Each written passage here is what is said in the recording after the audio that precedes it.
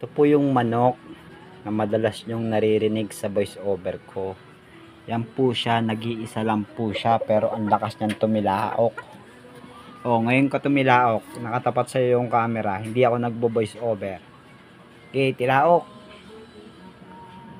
Ngayon ayaw mong tumilaok, hindi ako nagbo-voice over. Ayun, tumilaok ka din. Tapos mamaya sasabay ka na naman sa voice over ko kapag nagsimula na ako, ha? Salamat ka kay Papa ka. Salamat ka kay Papa ka. Kung hindi, uulamin kita bago ko pa ilaban. Sabay ka nang sabay sa voice over ko eh.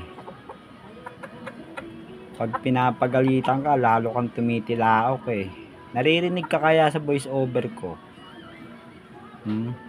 Ayun yung kwarto ko, doon ako nagbo-voice over doon sa kwarto. Tapos ito yung manok nasa terrace